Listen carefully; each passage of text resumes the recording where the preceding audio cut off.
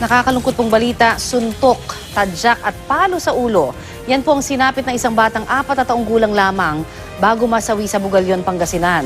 Ang suspect sa krimen, ang kanya mismong amain. Balitang hatid ni Katrina Suan. Masayahin, masunurin at palangiti. Ganito ay larawan ng kanyang pamilya ang 4 na taong gulang na si Erven Piat. Pero ngayon, hindi na masisilayan ang kanyang mga ngiti. Binawian na ng buhay si Erven nitong Huwebes. Kwento ng inang si Angela San Andres. Alas 4 ng hapon nang makita niyang magkatabi sa kama ang kanyang live-in partner na si Jessie Garbo at si Erven sa kanilang bahay sa Bugalyon, Pangasinan.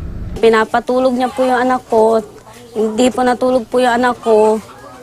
Tapos nung hindi natulog, kinuha niya po yung walis tambo, pinalo niya po sa ulo.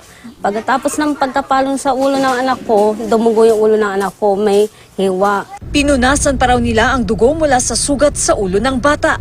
Matapos nito, sinubukan daw pakainin ng ina ang biktima pero nagalit daw si Garbo at pilit na pinabalik sa kanyang tabi ang bata. Bakit daw po umalis sa tabi niya? Kasi pinapakapon niya po yung tiyan niya. Opo. Tapos pag sinabi ko po na inutusan ko po. Tapos sabi niya, inuutusan mo kumakain. Tapos bigla niya po ako parang pinalo. Kalaunan, humiga ang bata dahil nahihirapang huminga. Pero inutusan pa raw siya ni Garbo na magtulak ng duyan ng kapatid. At nang nahihirapan na si Erven, Yung nakikita niya na humihiga na yung anak ko na parang nanghihina na, binugbog niya po. maya-maya, napansin na lang daw nilang nakahiga na ang bata sa lapag at di na humihinga. Doon pa lang siya itinakbo sa ospital pero huli na ang lahat. Pumanaw na ang bata. Matapos nito, tumakas na ang sospek. Dapat makipagkarapan po siya sa amin na makipag-usap.